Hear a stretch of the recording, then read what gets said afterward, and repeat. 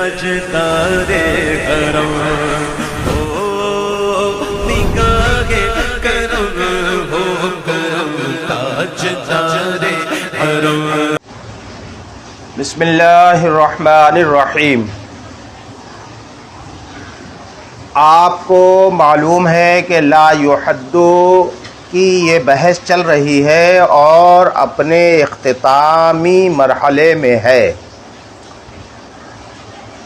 जैसा कि कई बार बताया जा चुका कि ला युहद्दु में मुल्ला मुहिब्बुल्लाह बिहारी ने मकामे खुतबे के तकाज़ों को, मकाम हम्द के तकाज़ों को पूरा करते हुए अल्लाह रब्बुल इज़्ज़त की तंज़ीह बयान की है इस बात से कि वो अज्ज़ाए हक़ीक़िया से मुनज़्ज़ह है, अज्ज़ाए हक़ीक़िया से पाक व साफ़ है। और इस दावे को साबित करने के लिए मुल्ला हसन ने अपनी तरफ से दो दलीलें दी कि अज्ज़ाए हक़ीक़िया चूँकि अज्ज़ाए ख़ारजिया की सूरत में पाए जाते हैं और अज्ज़ाए ख़ारजिया अगर हों तो ऐसी सूरत में वो इल्लतें बनेंगी और इल्लत मालूल से मुक़द्दम होती है, तो मालूल ज़ात बारी ताला का मुअख्खर होना लाजिम आएगा, चाहे वो ताख़ुर ज़ाती हो या ज़मानी हो। दोनों ही सूरतों का मफाद ये होगा कि हुदूस का लुज़ूम होगा और हुदूस के लुज़ूम की वजह से बारी ताला का मुमकिन होना लाजिम आएगा और ये लाजिम है बातिल। बारी ताला का मुमकिन होना ये है बातिल, तो मलजूम यानी अज्ज़ाए ख़ारजिया का होना भी बातिल। अज्ज़ाए ख़ारजिया बातिल तो अज्ज़ाए हक़ीक़िया बातिल। दूसरी दलील में ये कहा था कि अगर बारी ताला के लिए अज्ज़ा माने जाएँ, अज्ज़ाए ख़ारजिया माने जाएँ, तो बारी ताला की ज़ात अज्ज़ा की ज़ात की मोहताज होगी, बारी ताला का वजूद अज्ज़ा के वजूद का मोहताज होगा और जिसका जो ज़ात जिसकी मोहताज होती है, जिस वस्फ़ की मोहताज होती है, वो वस्फ़ उस एहतियाज की हालत में उससे मफ़क़ूद होता है, तो लाजिम आएगा कि बारी ताला वजूद से आरी हो और जो वजूद से आरी हो उससे जो है वो है ना वो वाजिब नहीं हो सकता, इसलिए कि वाजिब वो है कि जो अदम को बिल्कुल भी कबूल ना करे, तो अल्लाह रब्बुल इज़्ज़त का मुमकिन होना लाजिम आएगा और लाजिम है बातिल, बारी ताला का मुमकिन होना है बातिल, तो मलजूम यानी उसके अज्ज़ा का होना भी बातिल। जब अज्ज़ाए ख़ारजिया का होना बातिल तो अज्ज़ाए हक़ीक़िया की भी बातिल, ला युहद्दु साबित।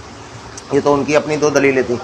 तीसरी दलील काजी मुबारक साहब की ज़िक्र की थी और उसका मकसद जो था वो आज बयान होगा कि इस मकसद से उन्होंने महब्बत में, उनकी महब्बत या अक़ीदत में उनकी दलील को अपनी किताब में नक़ल नहीं किया है, बल्कि उनकी जो है वो इल्मी हैसियत, उनकी इल्मी वाक़इयत लोगों के सामने उजागर करने के लिए बयान किया है कि इतने बड़े ये काजी मुबारक साहब, इतने दावे इनके बड़े बुलंदो बाला इनके दावे और इनकी दलीलों की हैसियत देखिए कि कितनी जो है वो बोकस इनकी दलील है। उनकी दलील का खुलासा ये है कि बारी ताला के लिए अगर अज्ज़ा माने जाएं तो वो अज्ज़ा तीन सूरतों में से किसी एक सूरत में ज़रूर पाए जाएंगे, या तो मुमकिनात की सूरत में होंगे या मुमतनाआत की सूरत में होंगे या वाजिबात की सूरत में होंगे। मुमकिनात की सूरत में तो मुमकिन वो होता है जिसका रफ़ा मुमकिन, तो जब अज्ज़ा का रफ़ा होगा तो कुल का भी जो है वो रफ़ा होगा, और जिसका रफ़ा होना जो है वो मुमकिन वाजिब कैसे हो सकता है, तो वो मुमकिन नहीं हो सकते। मुमतना जो होगा उससे जो है वो कुल कैसे जो है वो बन सकता है। मुमतना खुद ही जो है वो मुमतना है तो वो दूसरे को वजूद क्या बख्शेगा, तो वो तो ज़ाहिरुल बुतलान है। तो कहते हैं कि अगर वाजिब माना जाए तो दो खराबी बताई थी, ये जहन में रखना है। इन्हीं दो खराबियों को लेकर के एतराज़ करेंगे ये कि अगर अल्लाह रब्बुल इज़्ज़त के अज्ज़ा माने जाएं और उन अज्ज़ा को वाजिब माना जाए तो उनका वाजिब मानना भी मुमकिन नहीं है, बातिल है। और बातिल होने की, उन अज्ज़ा के वाजिब होने के बुतलान की दो वजह हैं। क्या वजह है? दो। पहली वजह कि तअद्दुद मुजब लाज़िम आएगा। दूसरी वजह है ना, चूंकि वाजिब अज्ज़ा के दरमियान अलाक़े इफ्तिकार जब होगा तभी जो है वो तरकीब हकीकी हो सकती है ना, और अज्ज़ाए वाजिबा के दरमियान अलाक़े इफ्तिकार हो नहीं सकता।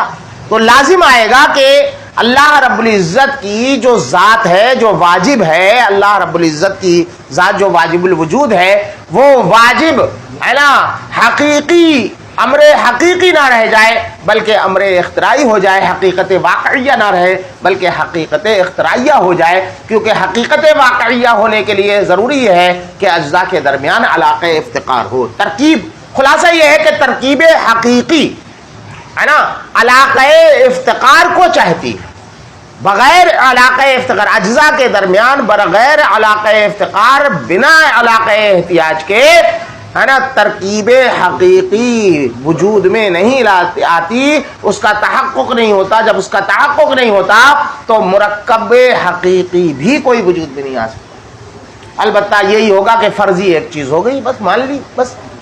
تو یہ دو خرابیاں لازم آ رہی تھیں، اس وجہ سے انہوں نے کہا کہ ان اجزاء کا واجب ہونا بھی ممکن نہیں۔ اب جب تین احتمال تھے، تینوں ختم، تو وہ شے خود ہی جو ہے ختم ہو جائے گی، یعنی جو ہے وہ ان اجزاء کا ہونا ہی ختم ہو جائے گا، اجزاء باطل ہو جائیں گے۔ جب اجزاء باطل تو لا یحد ثابت ہو جائے گا۔ یہ قاضی مبارک صاحب نے دلیل دی تھی۔ اس پر نقد وارد کر رہے ہیں ملا حسن۔ ملا حسن میں نے کئی مرتبہ بتایا بہت بڑے نقاد ہیں، اور ان کی یہ ملا حسن فن تنقید کا ایک اعلیٰ شاہکار ہے، بہت عمدہ انداز میں جو ہے وہ تنقید کرتے ہیں، ایسا بھگا بھگا کے مارتے ہیں کہ بس اس کی ٹیسے جو ہے وہ زمانے تک محسوس کرتا رہے انسان۔ فرماتے ہیں کہ جناب یہ دلیل دیکھنے میں تو بہت اچھی لگ رہی ہے، ہم نے بھی تعریف کی تھی کہ ہمیں بھی بڑی اچھی لگی تھی، دیکھنے میں تو بہت عمدہ ہے، لیکن یہ سطحی چیز ہے نا، اوریجنل نہیں ہے نا۔ ہر پیلی دکھنے والی چیز سونا نہیں ہوتی ہے نا، یہ اس کی صرف ظاہری خوبی ہے، اس کی حقیقت میں جا کر کے دیکھیں گے تو یہ دلیل جو ہے وہ اپنے اندر کچھ بھی نہیں رکھتی، بہت بیکار سی دلیل ہے۔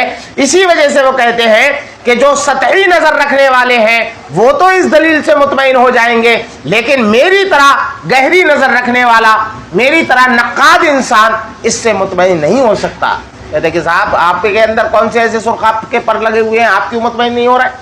تو کہتے ہیں اس لیے ہم مطمئن نہیں ہو رہے ہیں کہ انہوں نے جو آخری احتمال کو باطل کرنے کی بنیاد جو دو خرابیوں پر رکھی تھی، وہ دو خرابیاں ہماری نظر میں خرابیاں ہی نہیں ہیں۔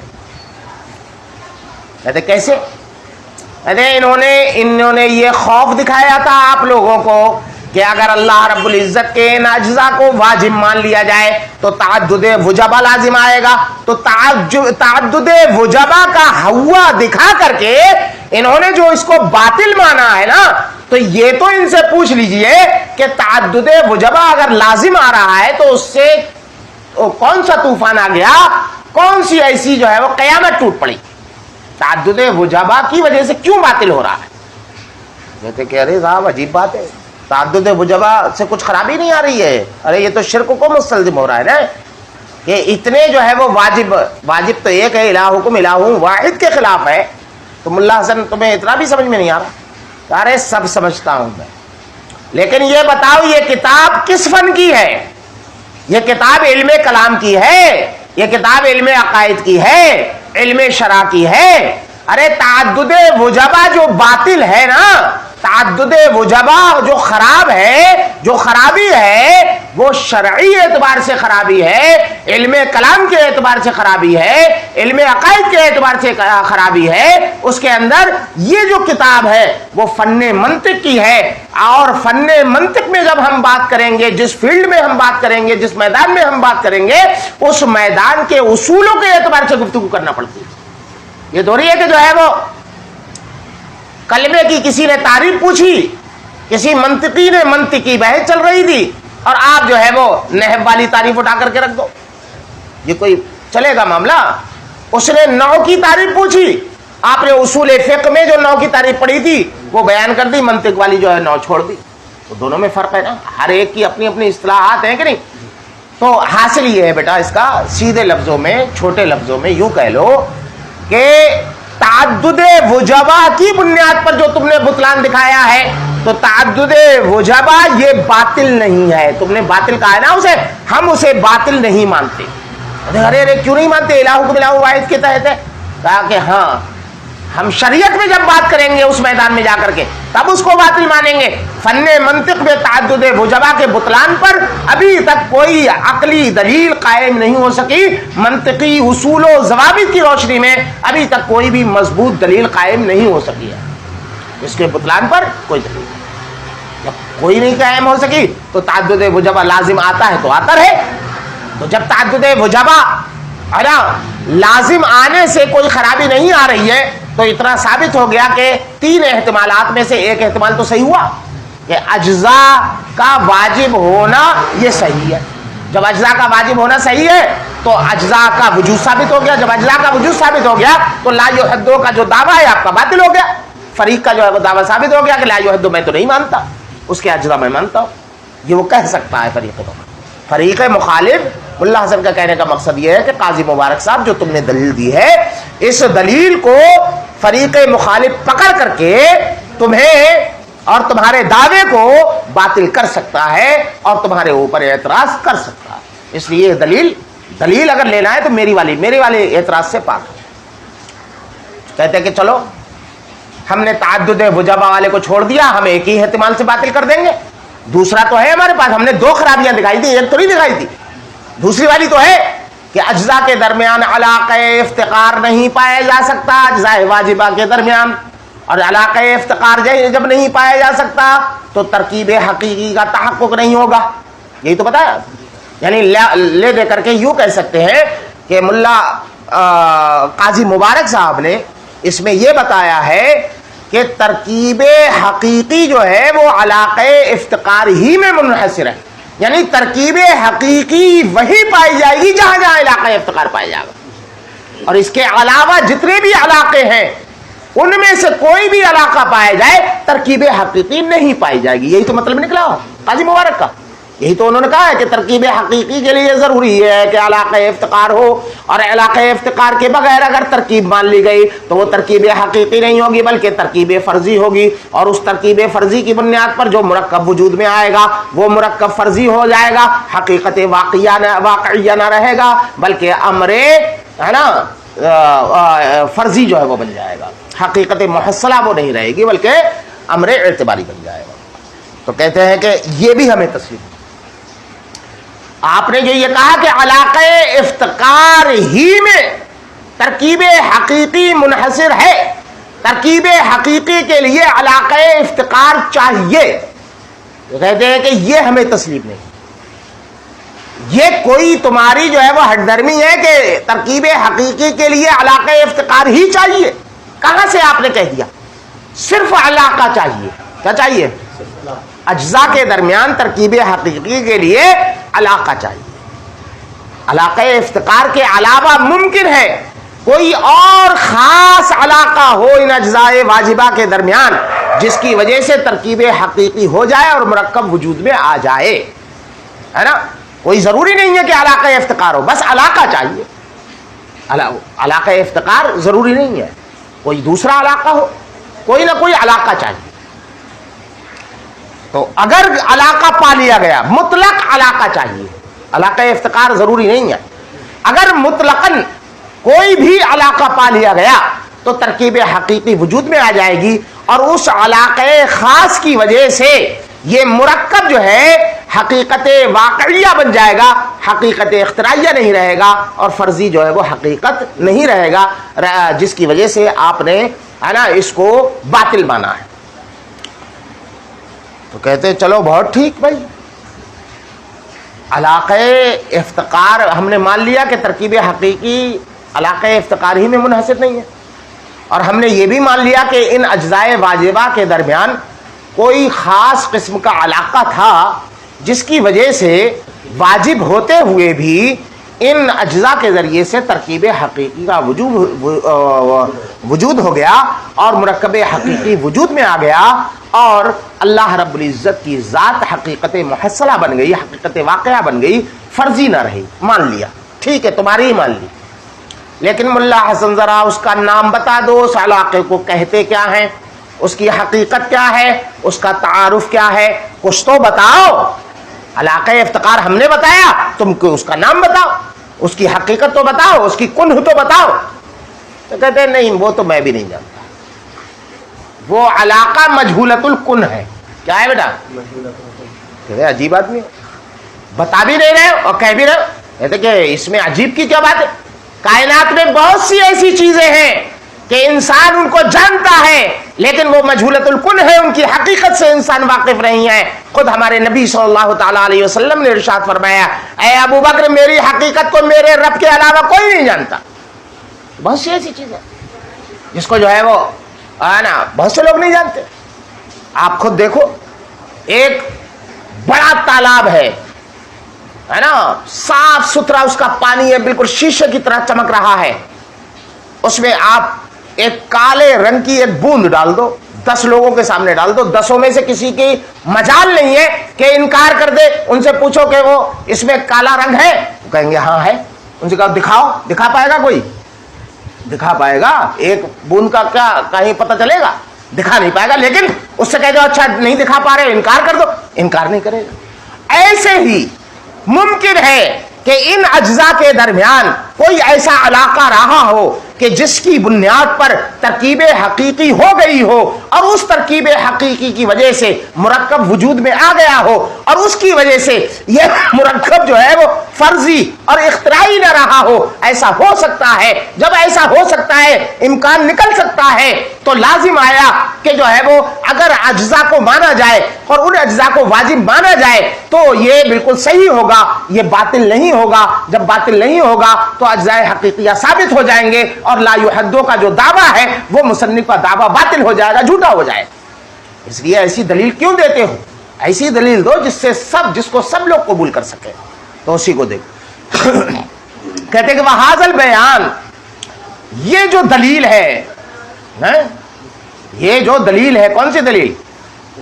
قاضی مبارک والی ہے نا. بیان میں نے بتایا تھا کہ جہاں جہاں اس کتاب میں بیان آئے گا اس سے مراد دلیل ہے. یہ دلیل وَإِن يَقْنَعْ بِهِ النَّاظِرُ ہے نا, اس سے ناظر تو جو ہے وہ, ناظر سے مراد سطحی نظر رکھنے والا, موٹا موٹا دیکھنے والا ہے نا, موٹا پیسنے والا, باریک پیسنے والا نہیں ہے نا, ہاں مقنن نہیں, نقاد آدمی نہیں, بس سطحی طور پر دیکھنے والا, سطحی نظر رکھنے والا اس سے مطمئن ہو سکتا ہے. ولیکن لا یفہم المناظر, لیکن یہ جو ہے بیان ہے, یہ جو ہے وہ سطحی نظر والے کو تو مطمئن کر سکتی ہے دلیل. ولیکن لا یفہم المناظر, لیکن جو مناظرانہ ذہن رکھنے والا ہے, جو نقاد قسم کا آدمی ہے, جو مناظر ہے, جلدی تسلیم کسی بات کو نہیں کرتا, وہ اس سے جو ہے وہ مطمئن نہیں ہو سکتا ہے نا. ہاں اس سے مطمئن نہیں ہو سکتا بلکہ اس کو پھینک دے گا. فإنّا, کیوں کہتے کیوں آخر کہتے فإنّا تعدد الواجب تعالی, پہلی خرابی دکھائی تھی, 2 خرابی دکھائی نہیں, تعدد واجب کا ہوا دکھایا تھا. تو کہتے ہیں کہ تعدد واجب تعالی جو ہے باطل فی نفس الامر, یہ حقیقت کے اعتبار سے, میں مسلمان ہوں اس سے انکار نہیں کر سکتا, حقیقت کے اعتبار سے یہ باطل ہی ہے. لیکن کیسے باطل ہے, کس دلیل سے؟ بدلیل شرعی, دلیل شرعی, الہکم الہ واحد قل هو اللہ احد, اس طریقے کی دلیلوں سے جو ہے وہ باطل ہے. وہ بیان عقلی, کہتے کہ صرف دلیل عقلی سے, دلیل شرعی سے, دلیل عقلی سے بھی تو ہے. صرف مسلمان ہی اس کو ایک تو نہیں مانتے ہیں, اور لوگ بھی مانتے ہیں. توحید فی الربوبیت کے قائل مشرکین بھی تھے. وَلَئِن سَأَلْتَهُم مَّنْ خَلَقَ السَّمَاوَاتِ وَالْأَرْضَ لَيَقُولُنَّ اللَّهُ, قرآن کریم میں ہے کہ اے محبوب تم ان کفار مکہ, مشرکین مکہ سے پوچھو کہ زمین و آسمان کو کس نے پیدا کیا, تو ضرور یہ کہیں گے اللہ نے پیدا کیا. یعنی مانتے تھے کہ اللہ خالق ہے. لیکن وہ دلیل عقلی کن لوگوں کی ہیں؟ کہتے کہ خارج عن العقل عقول المتوسطہ, وہ عقلی جو دلیلیں ہیں وہ ان لوگوں کی ہیں جو عقول متوسطہ سے خارج ہیں, یعنی سالکین, وہ لوگ جو اعلیٰ قسم کی عقل رکھتے ہیں, عقل صافی رکھتے ہیں ہے نا, جو سالکین ہیں, واصل اللہ ہیں, جو ہر طرف اللہ رب العزت کے جلووں کو جو ہے وہ دیکھتے ہیں. ان کے یہاں تو سب کچھ جو ہے وہ عیا ہے نا, تو وہ بھی اس کو مانتے ہیں کہ اللہ ایک ہے, چونکہ انہوں نے مشاہدہ ہے, مشاہدہ ذات کر چکے ہیں وہ, لیکن عقول متوسطہ سے خارج ہے. یہ منطقیوں نے اپنے آپ کو قائم رکھا ہے, عقل متوسط والے کہلاتے ہیں ہے نا. عقل عالی یہ صوفیاء کرام ہے نا, عقل سافل ہم جیسے لوگ ہے نا, ناکارے لوگ, اور یہ لوگ اپنے آپ کو عقول متوسطہ سے کہتے ہیں. کا عقول العرفاء, جیسے کہ عارف باللہ جو لوگ ہوتے ہیں ان کی جو عقلیں ہیں, وہ تو اللہ کو پہچانتے ہیں، جانتے ہیں. تو ان کے اعتبار سے تو دلیل شرعی اور ایسے لوگوں کی عقلی دلیل کی بنیاد پر تو ضرور اللہ رب العزت کے علاوہ کوئی اور واجب نہیں ہے. فَإِنَّهُمْ يَعْلَمُونَ ذَلِكَ، کہتے کیسے ان کے اعتبار سے؟ کہتے کہ اس لیے کہ یہ لوگ جو ہے وہ اس کو اچھی طریقے سے جانتے ہیں. کس کے ذریعے؟ بالعقول الصافی ہے، صافی ہے، ایسا ایدن وغیرہ مت پڑھ لینا ہے نا. عقل صافی کے ذریعے سے ہے نا، جو انہوں نے اپنی خلوتوں میں کرتے ہیں، اپنے مراقبوں میں کرتے ہیں، اور اپنے ذہنوں کی صفائی کی بنیاد پر ان کو جو یہ مرتبہ حاصل ہوتا ہے. وَلَٰكِن لَمْ يَقُمْ عَلَيْهِ بُرْهَانٌ قَوِيٌّ بَعْدُ، لیکن اب تک اس پر کوئی برہان قوی قائم نہ ہو سکا. کس میں؟ فی عالم العقل المتوسط، عقل متوسط کی دنیا میں، التی کلامنا فیہا، جس میں ہماری گفتگو چل رہی ہے. یعنی منطق کی دنیا میں، منطقیوں کی دنیا میں اب تک اس پر کوئی برہان قوی، صرف برہان کی نفی نہیں کی، برہان ہوئے ہیں قائم، لیکن برہان قوی قائم نہیں ہوا ہے. سمجھے؟ وَكَذَا الْقَوْلُ بِحَصْرِ التَّرْکِیب، تو یہاں تک تو کہہ دیا انہوں نے اس بات کو کہ تعدد وجبہ کی خرابی دکھا کر کے جو تم باطل کر رہے ہو اجزاء کا واجب ہونا، تو یہ خود اس کے اندر خرابی ہے. اس کے ذریعے سے ان کا واجب ہونا، ان اجزاء کا واجب ہونا باطل نہیں کر سکتے آپ. کہتے کہ نہیں دوسری تو ہے ہمارے پاس، تو کہتے ہیں دوسری کا بھی حال سن لو. وَكَذَا الْقَوْلُ بِحَصْرِ التَّرْکِیبِ الْحَقِیقِی فِی الْاِفْتِقَارِ بَیْنَ الْأَجْزَاءِ، اسی طرح اجزاء کے درمیان علاقہ افتقار میں ترکیب حقیقی کو منحصر کرنے والا قول، یعنی جو تم نے کہہ دیا کہ ترکیب حقیقی اسی وقت ہو سکتی ہے جبکہ اجزاء کے درمیان علاقہ افتقار ہو. علاقہ افتقار اگر نہیں ہے تو ان کے درمیان ترکیب حقیقی نہیں ہوگی. جو تم نے یہ انحصار کر دیا غیر و مسلم، یہ تسلیم نہیں ہے. اس کو یہ ہمیں تسلیم نہیں ہے. کیوں تسلیم نہیں ہے؟ کہتے ہیں اس لیے کہ ایک احتمال ہے اس میں. وہ کیا ہے؟ بل یجوزو ممکن کے معنی میں، بلکہ یہ ممکن ہے کہ ان یکون بینہا، کہ ان کے درمیان یعنی ان اجزاء کے درمیان کوئی خاص قسم کا علاقہ ہو. کہاں ہو؟ فی نفس الامر، نفس الامر میں خاص قسم کا علاقہ ہو. کہتے ہیں خاص قسم کا علاقہ، اس کا نام کیا ہے؟ کہتے ہیں میں بھی نہیں جانتا. وہ مجہولۃ الکن، جو مجہولۃ الکن ہو. وہ کہتے ہیں کہ اس علاقے کے ہونے سے کیا فائدہ حاصل ہوگا تمہیں؟ کہتے ہیں بہا یخرج عن الاعتباریہ، اس علاقے خاص کی وجہ سے واجب مرکب جو ہے وہ اعتباری ہونے سے خارج ہو جائے گا. جو تم نے خرابی دکھائی تھی کہ اس کا امر اعتباری ہونا لازم آئے گا، امر ہے نا حقیقت واقعیہ، حقیقت محصلہ نہ رہے گی باری تعالیٰ کی ذات، تو کہتے ہیں اس سے نکل جائے گا. اتنے سے فرضی ہونے سے بچانے کے لیے اتنا کافی ہے. ڈوبتے ہوئے کو تنکے کا سہارا کافی ہے، علاقہ خاصہ کافی ہے. اعتباریہ کا کیا مطلب ہے؟ کہتے ہیں اعتباریہ بمعنی الاختراع والانتزاع، ہے نا. ہاں، کہ وہ اختراعی نہیں رہے گی، انتزاعی ذات رہے گی، ہے نا فقط. بل الحق، یہ تو انہوں نے یہ کہہ دیا تھا، کہہ دیا کہ ایسا ہو سکتا ہے، احتمال نکالا تھا. اب حقیقت کی دنیا میں قدم رکھ رہے ہیں. بلکہ حق یہ ہے کہ ان المجموعات المرکبہ من الاجزاء اجسام المتباینہ فی الوضع، ہے نا. یعنی یہاں سے ایک دوسری چیز بل آتا ہے، ایک کلام کو چھوڑ کر کے دوسرے کلام کی طرف منتقل ہونا. یہاں تک بات انہوں نے کر دی کہ ایک اعتراض تو اس میں یہ ہے کہ علاقہ افتقار کی جگہ کوئی اور علاقہ ہو. یہ امکان نکالا، امکانی پہ. پھر جو ہے وہ حقیقت میں آ کر کے ایک دوسری گفتگو کر رہے ہیں، دوسری چیز بتا رہے ہیں کہ جو آپ یہ اجزاء کو کل پر قیاس کر رہے ہو، یہ قیاس تمہارا غلط ہے. کہ جو اجزاء کا حکم ہوگا وہی جو ہے وہ کل کا حکم ہوگا، ہے نا. یہ جو ہے وہ غلط ہے. اس لیے کہ جب تک اجزاء رہتے ہیں، انہوں نے کیا حکم لگایا بیٹا؟ انہوں نے حکم یہ لگایا کہ اگر علاقہ افتقار کے بغیر اجزاء کے درمیان علاقہ افتقار نہ ہو، اجزاء واجب ہے، واجب ہونے کی وجہ سے ترکیب اگر ہوگی تو اس کے لیے کیا چاہیے؟ علاقہ افتقار چاہیے. اور اس علاقہ افتقار کے بغیر ان اجزاء سے اگر کل تیار ہو گیا تو وہ کیا ہوگا؟ مرکب اختراعی ہوگا. کیا ہوگا بیٹا؟ فرضی حقیقت ہو جائے گی. تو کہتے ہیں کہ یہ کیسے آپ نے جو ہے وہ سمجھ لیا کہ جو ہے وہ اجزاء کے وہ اجزاء جو واجب ہیں ان کے درمیان علاقہ افتقار چاہیے.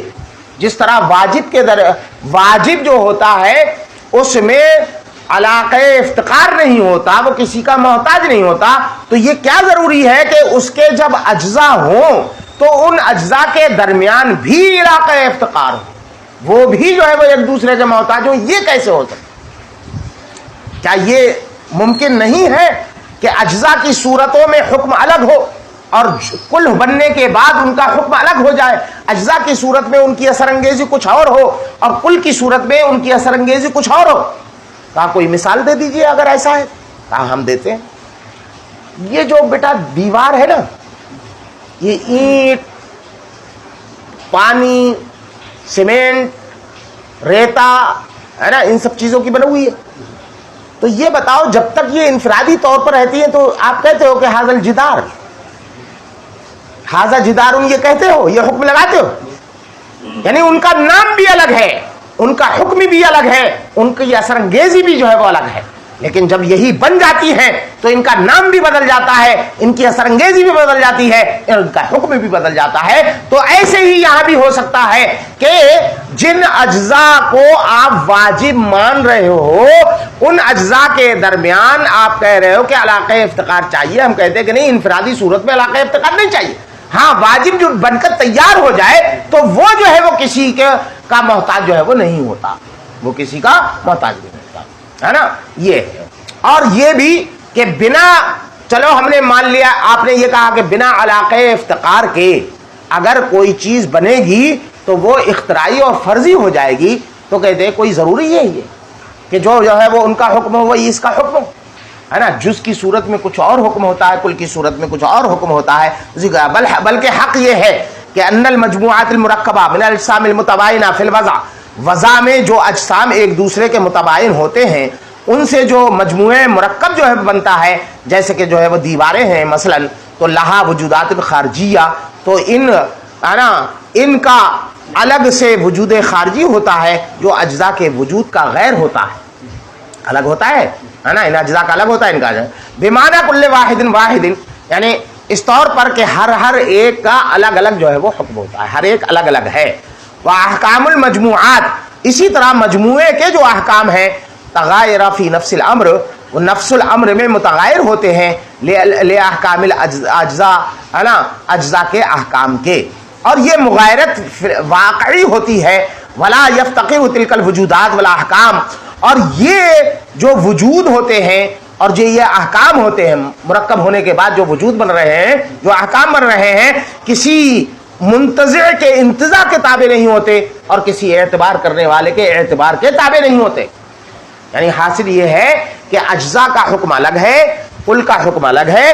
اجزاء کے حکم پر اور کل کے حکم کو قیاس مت کرو، اجزاء پر کل کو قیاس مت کرو، ہے نا۔ بننے کے بعد کچھ اور حکم ہو سکتا ہے، تو ایسا ہو سکتا ہے۔ کہنے کا پورا مقصد یہ ہے کہ بنا علاقہ افتقار کے ان اجزاء سے جو کل تیار ہوگا اس کا امر اعتباری ہونا کوئی ضروری نہیں ہے، ہو سکتا ہے کہ کل بننے کے بعد اس کا کوئی اور حکم ہو جائے، ہے نا۔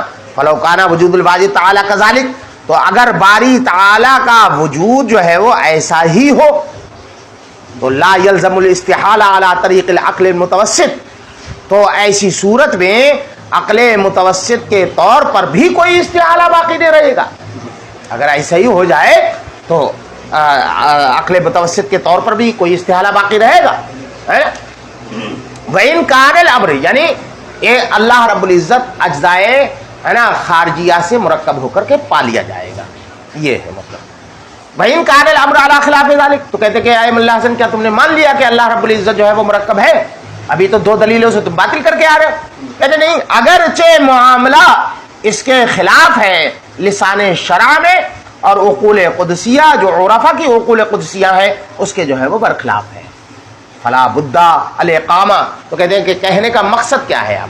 تو کہتے ہیں فلا بدا لاقامۃ البرہان، میں نے کہنے کا مقصد یہ ہے کہ برہان کے قائم ہونے کے لیے ضروری یہ ہے کہ المقنع للناظر، وہ ناظر کو، ہے نا، یعنی سطحی نظر رکھنے والے کو بھی سیراب کر دے، والمناظر، اور اس مناظر کو بھی مطمئن کر دے کہ المنصف، ہے نا جو منصف ہے نا، اور اس سے جو اطمینان حاصل ہوگا وہ اسی بیان سے حاصل ہو سکتا ہے ذکرتہ اولا، جس کو میں پہلے ذکر کر چکا ہوں، ہے نا.